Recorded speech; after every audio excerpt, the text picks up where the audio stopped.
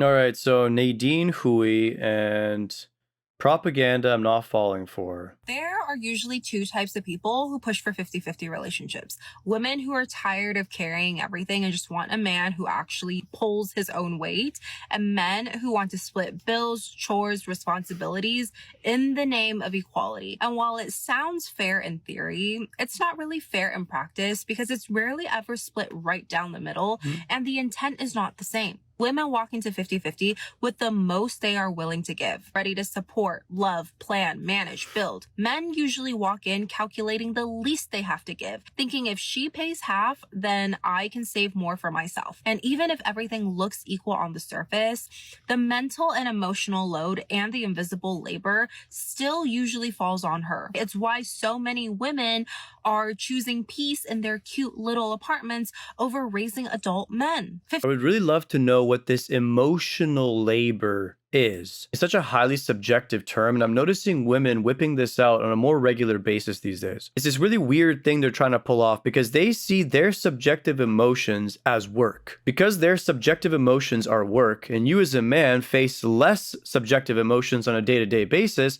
you're doing less work than they are. Because they subjectively feel that they're taking on more of the emotional burden, they also subjectively feel that it's not fair that you have less to do than they do. Therefore, 50-50 isn't fair. Let's be honest, none of this makes any sense because for the longest time ever, feminists were constantly fighting for 50-50. Now, they get 50-50 and it's still not fair. You know why? Because they want the benefit of both sides. They want all of the benefits that come with masculinity and being a man and none of the responsibility. They also simultaneously want all of the benefits that comes with being feminine or a woman and also none of the responsibility. Of course, the lazy guys that don't want to try, that want the easy life with the least amount of effort, yeah, of course they're going to sign up for 50-50 because it's objectively a good deal for them. The obvious problem, of course, is that the average woman does not want to take responsibility for the benefits of feminism. Everything comes at a price, of course, and a lot of women want all of the benefits for free. The craziest thing, of course, is when they do get that guy they can very easily control, they're surprised when he ends up being lazy and unambitious. The guy you can very easily control is always going to be unambitious because the only thing he has to live for is your affection or the fantasy of your unconditional love. There's only so much a man will do for such little benefit. It is what it is.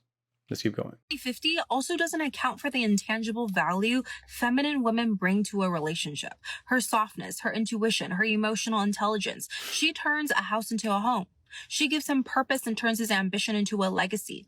You see how dangerous it is when girls start weaponizing their own femininity against men? You're supposed to do this naturally without leveraging it. The moment you start leveraging all of these things online, you're not feminine anymore. You're hyper-masculine masquerading as feminine. Hyper-feminine women don't get into a pissing match over negotiations. It will never happen. Let's keep going. She's the one who comforts and supports him because she'll feel what he's feeling even when he can't express it. Of course, now she's essentially implying that she's empathetic. We all know how this goes. Men don't go to their boys for that. They like to suffer alone. So no, I'm Absolutely not true. Masculine men have very strong friendships because they know that those guys are the only ones that can truly understand exactly what he's going through. So very obviously, this woman is dealing with hyper feminine men that are very easy for her to control, and then she gets mad when they have a lack of masculinity. Make it make sense. not falling for 50-50. You're not here to be roommates with a man who's keeping track of who paid for dinner last night. It's your archetype of woman that created the whole 50-50 concept in the first place. So when you say you're not falling for it, look internally. Don't look externally because men didn't create the whole 50-50 paradigm. The amount of cope in this video is absolutely insane. You're here to give all of your gifts and blessings to a man who truly sees your value.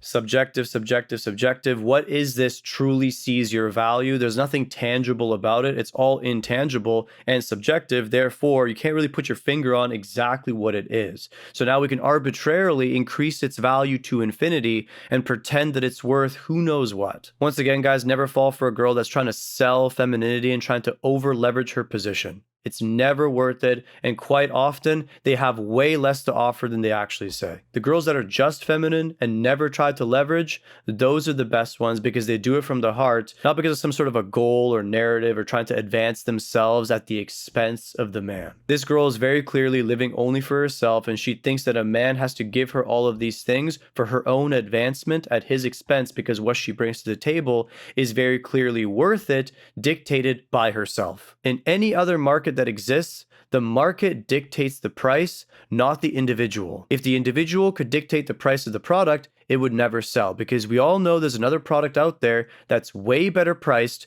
with way more qualities and value. It really comes down to very basic supply and demand economics, and only feminine men bite on really strong marketing instead of solid value. Let's keep going. And honors you for it.